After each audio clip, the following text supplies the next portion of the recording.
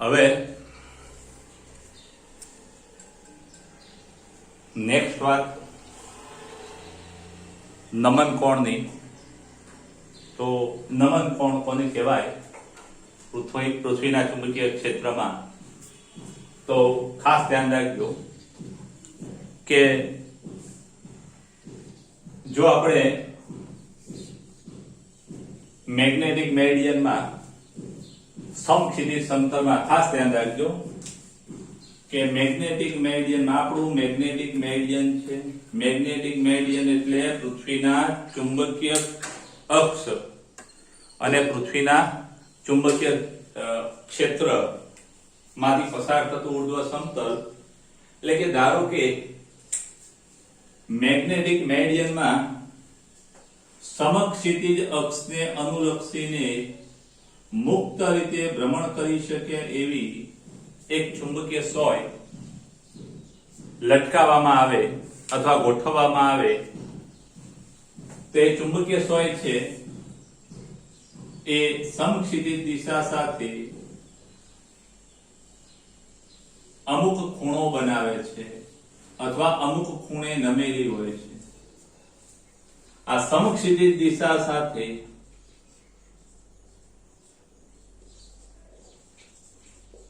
સમક્ષિતિજ દિશા સાથે મેગ્નેટિક મેરિડિયનમાં આ ચુંબકીય સોય જે ખૂણો બનાવે એ ખૂણાને શું કહેવામાં આવે છે? તો કે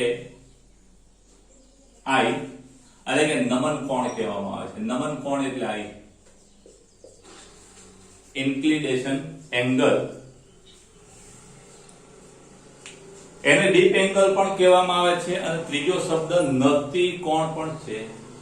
એટલે નમન કોણમાં ખાસ યાદ રાખજો કે મેગ્નેટિક મેરિડિયનમાં સમક્ષિતિજ અક્ષને અનુલક્ષીને ભ્રમણ કરી શકે એવી ચુંબકીય સોય ગોઠવતા તે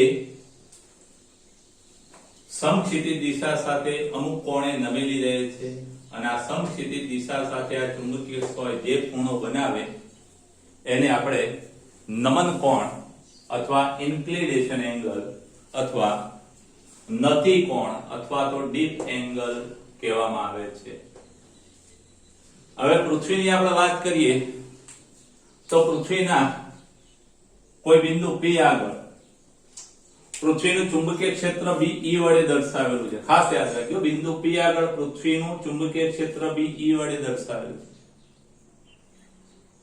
અને P બિંદુ આગળ આ સમક્ષિતિજ દિશા કેટલી છે કે પૃથ્વીની સપાટીની દિશા આ છે અને પૃથ્વીની સપાટીની દિશા સાથે આ ચુંબકીય ક્ષેત્ર જે ખૂણો બનાવે એને આપણે ઇન્ક્લિનેશન I કહીશું.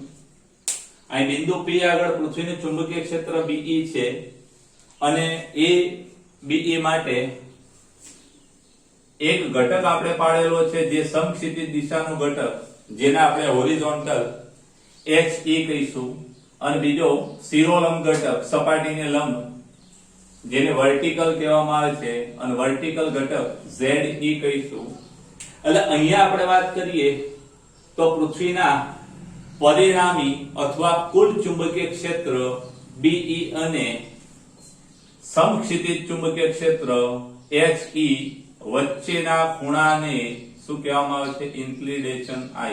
એટલે બીજી વ્યાખ્યા આવી પણ થાય કે BE, ખાસ ધ્યાન રાખજો, પૃથ્વીના કુલ ચુંબકીય ક્ષેત્ર BE અને સમક્ષિતિજ ઘટક અથવા HE સમક્ષિતિજ ચુંબકીય ક્ષેત્ર વચ્ચેના ખૂણાને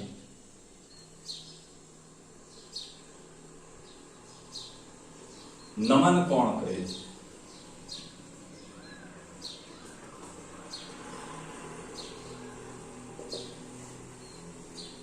તો આવી પણ એક વ્યાખ્યા છે. ત્રીજી વ્યાખ્યા આવી પણ કહી શકાય કે પૃથ્વીનું ચુંબકીય ક્ષેત્ર સમક્ષિતિજ સાથે જે ખૂણો બનાવે એને નમન કોણ કહેવાય. હવે ખાસ યાદ રાખજો કે આ પૃથ્વીના ઉત્તર ગોળાર્ધમાં તમે ચુંબકીય સોય લટકાવો તો ઉત્તર ગોળાર્ધમાં ચુંબકીય સોયનો ઉત્તર ધ્રુવ નમેલો નીચે તરફ નમેલો હોય છે અને દક્ષિણ ગોળાર્ધમાં એનો દક્ષિણ ધ્રુવ છે એ સપાટી તરફ નમેલો હોય છે. એટલે ખાસ યાદ રાખજો, ઉત્તર ગોળાર્ધમાં ચુંબકીય સ્વયંનો ઉત્તર ધ્રુવ નમેલો હોય નીચે તરફ, અને દક્ષિણ ગોળાર્ધમાં ચુંબકીય સ્વયંનો દક્ષિણ ધ્રુવ નીચે તરફ નમેલો હોય છે. તો આ નમન કોણ વિશે વાત પૂછાય તો તમારે આટલી વાત ખાસ યાદ રાખજો. આકૃતિ બી ની આપણે વાત કરીએ તો આકૃતિ બી માં પૃથ્વીનું કુલ ચુંબકીય ક્ષેત્ર કેટલું છે તો કે બિંદુ પી આગળ પૃથ્વીનું કુલ ચુંબકીય ક્ષેત્ર BE છે. અહીંયા સાચી ઉત્તર દિશા આ છે, સાચી ઉત્તર દિશા આ છે, પૃથ્વીનું કુલ ચુંબકીય ક્ષેત્ર BE છે. અહીંયા સમક્ષિતિજ દિશા સાથે આ જે ખૂણો બનાવે, ચુંબકીય ક્ષેત્ર સમક્ષિતિજ દિશા સાથે જે ખૂણો બનાવે એને આપણે ઇન્ક્લિનેશન એંગલ I કહીશું. અને ખાસ યાદ રાખજો કે આ સાચી ઉત્તર દિશા છે, સાચી ઉત્તર દિશા આની સાથે જે ખૂણો બનાવે ચુંબકીય ક્ષેત્ર સાથે એને આપણે ડેક્લિનેશન કહીશું. આ ડેક્લિનેશન છે સાચી ઉત્તર દિશા. આપણું મેગ્નેટિક મેરિડિયન આ છે, આમાં મેગ્નેટિક મેરિડિયન આવું છે, આ ભૌગોલિક મેરિડિયન આવું છે. ભૌગોલિક મેરિડિયન અને મેગ્નેટિક મેરિડિયન વચ્ચેનો ખૂણો D છે. ખાસ યાદ રાખજો, આ આપણું સાચું ઉત્તર દિશા એટલે ભૌગોલિક મેરિડિયન જેને આપણે, અને આ જે છે એ મેગ્નેટિક મેરિડિયન, ચુંબકીય ધ્રુવતલ, ભૌગોલિક ધ્રુવતલ, અને બંને વચ્ચેનો જે ખૂણો છે આકૃતિ આ રીતે છે. ખાસ યાદ રાખજો, આમ છે, આમ આપણું આ ભૌગોલિક મેરિડિયન, આ મેગ્નેટિક મેરિડિયન, એ બંને વચ્ચેનો ખૂણો D ડેક્લિનેશન, અને આ મેગ્નેટિક મેરિડિયનમાં આપણું ચુંબકીય ક્ષેત્ર આમ છે, અને એ આ બંને વચ્ચેનો જે ખૂણો છે એને શું કહેવાય? ઇન્ક્લિનેશન. આ નમન કોણની વાત પૂરી થઈ. પ્રશ્ન એવો પૂછાય કે ભૂચુંબકીય તત્વો સમજાવો અથવા ચુંબકીય ક્ષેત્રના ઘટકો. તો ખાસ યાદ રાખજો, ચુંબકીય ક્ષેત્રના ઘટકો પૂછાય તો ચુંબકીય ક્ષેત્રના ઘટકો ના સ્વરૂપમાં ડીપ એંગલ. ચુંબકીય ક્ષેત્રના ઘટકો ભૂચુંબકીય, ભૂ એટલે પૃથ્વી, પૃથ્વીના ચુંબકીય ક્ષેત્રના ઘટકો, સોરી ચુંબકીય ઘટકો, ચુંબકીય ક્ષેત્રના ઘટકો અથવા એને તત્વો પણ કહેવાય, ભૂચુંબકીય તત્વો. તો આ પૃથ્વીના ભૂચુંબકીય તત્વો કયા છે ખાસ યાદ રાખજો. તો આકૃતિમાં બિંદુ P આગળ પૃથ્વીનું ચુંબકીય ક્ષેત્ર બિંદુ P આગળ, સોરી પૃથ્વીના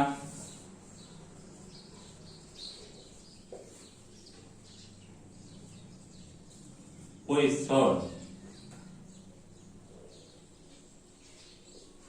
P આગળ ચુંબકીય ક્ષેત્ર BE છે.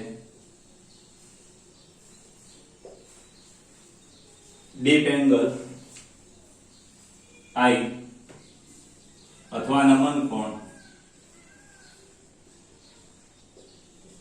I, ડેક્લિનેશન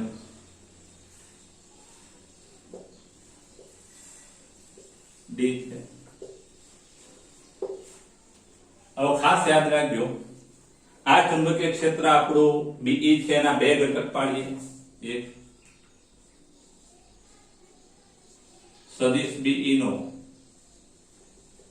સમક્ષિતિજ ઘટક, BE નો સમક્ષિતિજ ઘટક ZE, અને શિરોલંબ ઘટક જેને ઊર્ધ્વ કહીશું ઘટક, સોરી ZH. આ HE થશે, સોરી HE, એક મિનિટ, HE અને ZE,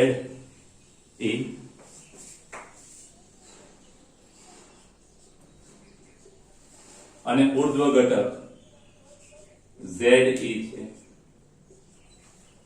હવે આના પરથી એમ કહી શકાય કે આ BE નો ખૂણો બનાવતો ઘટક, એટલે અહીં HE બરાબર શું થાય તો કે હોરિઝોન્ટલ ઘટક ખૂણો બનાવતો, એટલે BE ની પાછળ ખૂણો બનાવતો હોય તો આપણે cos થીટા લખીએ, એટલે cos ઇન્ક્લિનેશન એંગલ, અને ZE બરાબર શું થાય તો ZE એ ખૂણો બનાવતો નથી, એટલે BE sin થીટા અથવા sin i. આ સમીકરણ 1 અને 2. સમીકરણ 1 અને 2 નો આપણે ભાગાકાર કરીએ. આ આગળની થિયરી માટેની આકૃતિ છે, જરા ખાસ દોરી હોય તો સ્ક્રીનશોટ લઈ લેજો.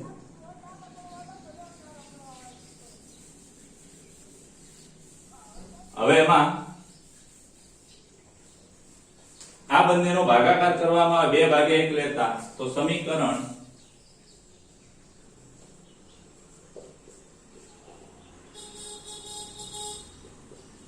1 કરતા તો શું થશે તો કે ZE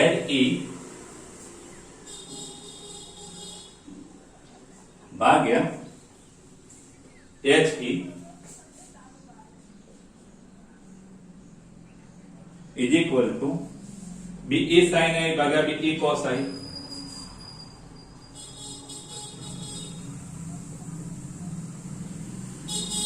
ભાગ્યા BE. તો અહીંયા BE ઉડી જશે, sin i ભાગ્યા cos i tan i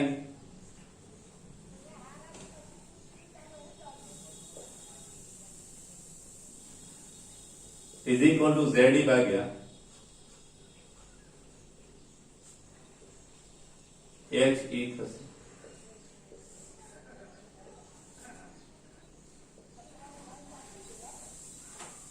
ખાસ ધ્યાન રાખજો, ઘણી વખત એવું પણ પૂછાય કે ZE HE અને I વચ્ચેનો સંબંધ દર્શાવતું સૂત્ર મેળવો, આકૃતિ દોરવાની, અને I ZE અને HE એટલે કે પૃથ્વીના ચુંબકીય ક્ષેત્રના સમક્ષિતિજ હોરિઝોન્ટલ ઘટક અને ઇન્ક્લિનેશન એંગલ વચ્ચે સંબંધ દર્શાવતું સમીકરણ મેળવવું. તો ખાસ યાદ રાખજો, આમાં ભૂચુંબકીય તત્વો કયા છે તો ખાસ યાદ રાખજો કે પૃથ્વીના ચુંબકીય તત્વો તે એક ડીપ એંગલ, સમક્ષિતિજ ઘટક અને ડેક્લિનેશન D, આ ત્રણને પૃથ્વીના ભૂચુંબકીય તત્વો કહેવામાં આવે છે.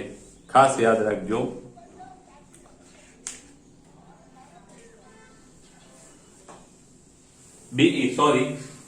પૃથ્વીના ભૂચુંબકીય તત્વો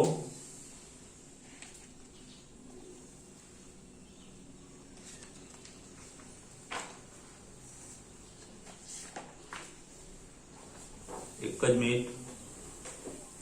ZE BE અને HE સાથે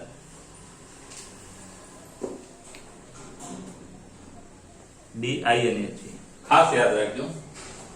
આ ભૂચુંબકીય તત્વો કયા? આમાં એક તો D ડેક્લિનેશન D, નમન કોણ I, અને આ સમક્ષિતિજ ઘટક એટલે કે HE. આ જે ત્રણ છે એને શું કહેવામાં આવે છે તો કે ભૂચુંબકીય ક્ષેત્રના ઘટકો અથવા તત્વો.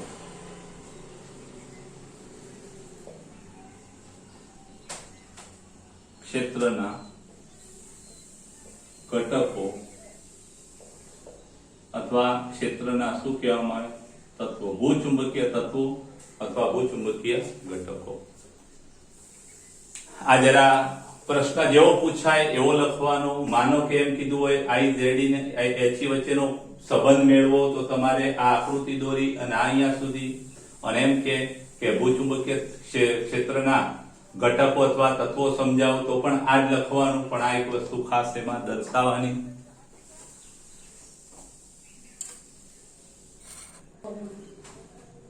સ્ક્રીનશોટ ના લીધો હોય તો લઈ લેજો.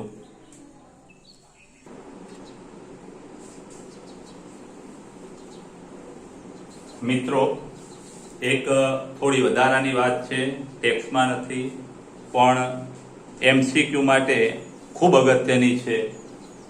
માટે આપણે એની ચર્ચા આ ટોપિક સાથે કરી લઈએ.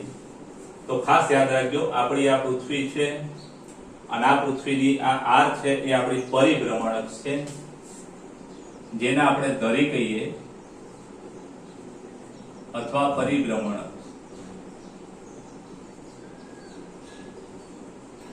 જેને ભૌગોલિક ઉત્તર દક્ષિણ દિશા પણ કહેવામાં આવે છે. અને આ આપણી ચુંબકીય અક્ષ છે અને આ બંને વચ્ચેનો ખૂણો આપણે આગળ ભણી ગયા 11.3.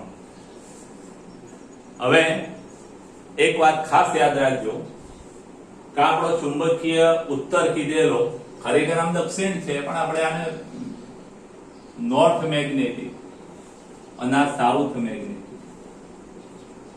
આના ચુંબકીય ક્ષેત્રની જરા વાત કરીએ તો અહીંયા સોલેનોઇડના જેવું છે, એટલે આમ અહીંથી બહાર નીકળશે ને આમ દાખલ થતું હશે. એટલે અહીંયાથી જો હું એકાદી ક્ષેત્ર રેખા દોરવાનો પ્રયત્ન કરું તો જરા આવી હશે, અહીંથી આમ નીકળશે, આવી હશે. એટલે અહીંયા આપણે જોઈએ તો ચુંબકીય ક્ષેત્રની દિશા આવી મળશે. સ્પર્શકની દિશા એ ક્ષેત્રની દિશા હોય છે. એટલે અહીંયા BE આ દિશામાં મળે અને સમક્ષિતિજ દિશા પણ એ જ થશે. સમક્ષિતિજ એટલે પૃથ્વીની સપાટીને દોરેલો સ્પર્શક, એટલે પૃથ્વીની સપાટીને દોરેલો સ્પર્શક પણ આ દિશામાં થશે. એટલે અહીંયા સમક્ષિતિજ દિશા સાથે પૃથ્વીનું ચુંબકીય ક્ષેત્ર 0 ખૂણો બનાવે. એટલે આ ચુંબકીય વિષુવવૃત્ત રેખા અથવા ભૂચુંબકીય વિષુવવૃત્ત પર ઇન્ક્લિનેશન એંગલ I કેવો થાય કે I0 થાય. I એટલે ખાસ યાદ રાખજો, આપણે આના પર જ ધ્યાન કેન્દ્રિત કરીએ છીએ. ડીપ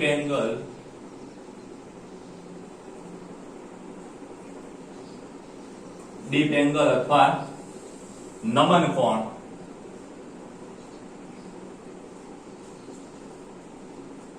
આપણે નમન કોણની જ વાત કરી રહ્યા છીએ. એટલે ખાસ યાદ રાખજો, ભૂચુંબકીય વિષુવવૃત્ત પર ઇન્ક્લિનેશન 0 હોય. આ બાજુ પણ ચુંબકીય ક્ષેત્ર રેખા દોરો તો આમ અહીંથી બહાર નીકળે છે, અહીંથી આમ ક્ષેત્ર રેખા હશે આવી, આમ અહીંયા આપણે દોરી એવી આમ અહીંથી આવી હશે. એટલે અહીંયા પણ ક્ષેત્ર રેખાનો સ્પર્શક આવો મળશે. એટલે અહીંયા પણ ઇન્ક્લિનેશન I કેવું 0. ખાસ યાદ રાખજો. એટલે ભૂચુંબકીય વિષુવવૃત્ત પર અહીંયા નમન કોણ છે એ 0 મળે. બહુ મહત્વની વાત ખાસ યાદ રાખજો, ભૂચુંબકીય વિષુવવૃત્ત પર નમન કોણ 0 મળે. પછી જેમ જેમ આપણે આગળ જતા જઈએ, એટલે કે ભૂચુંબકીય વિષુવવૃત્ત થી ચુંબકીય અક્ષ તરફ જતા જઈએ, એમ નમન કોણ વધતો જાય. કઈ રીતે વધતો જાય જરા જોઈએ. કે માનો કંઈથી કોઈ બીજી ચુંબકીય ક્ષેત્ર રેખા લઈએ,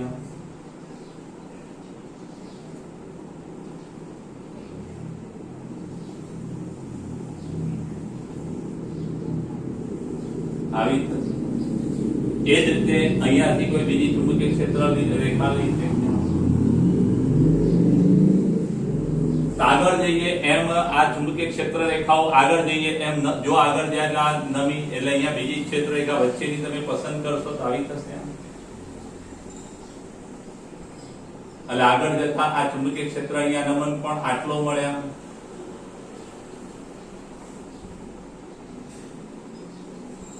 એટલે ભૂચુંબકીય વિષુવવૃત્ત આગળ નમન કોણ 0 હોય અને ચુંબકીય ધ્રુવ તરફ જતા જતા નમન કોણ વધતો જાય. ભૂચુંબકીય ધ્રુવ તરફ જતા નમન કોણ વધતો જાય અને એમ વધતો ભૂચુંબકીય ધ્રુવ પર આવીએ. આ શું છે? ભૂચુંબકીય ધ્રુવ, પૃથ્વીનો ચુંબકીય ધ્રુવ.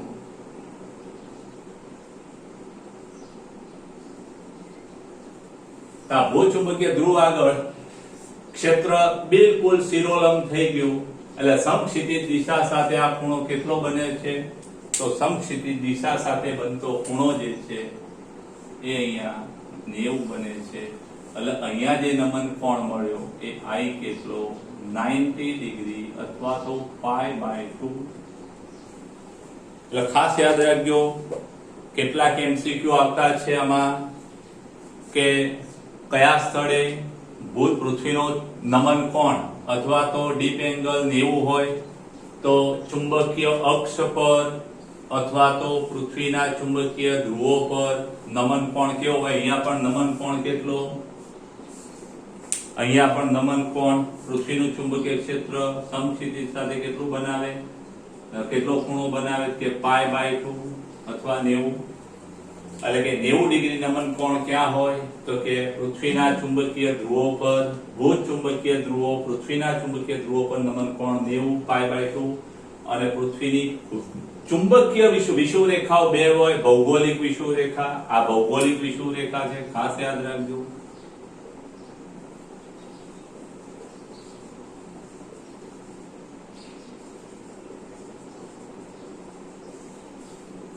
અને આ પૃથ્વીની ચુંબકીય વિષુવરેખા, એટલે કે પૃથ્વીની ચુંબકીય વિષુવરેખા અથવા તો ભૂચુંબકીય વિષુવવૃત્ત પર નમન કોણ 0 હોય. એટલે ક્યાં નમન કોણ 0 હોય, ક્યાં નમન કોણ π/2 હોય? ધ્રુવો ખરા પણ ચુંબકીય ધ્રુવો, આગળ નમન કોણ π/2, અને ચુંબકીય વિષુવરેખા પર નમન કોણ 0, અને જેમ ચુંબકીય ધ્રુવ તરફ જઈએ એમ નમન કોણ વધતો જાય, આ બાજુ પણ વધતો જાય, ખાસ યાદ રાખજો. ચાલો આટલી વસ્તુ જરા ખાસ યાદ રાખજો, સરસ સ્ક્રીનશોટ લઈ લેજો.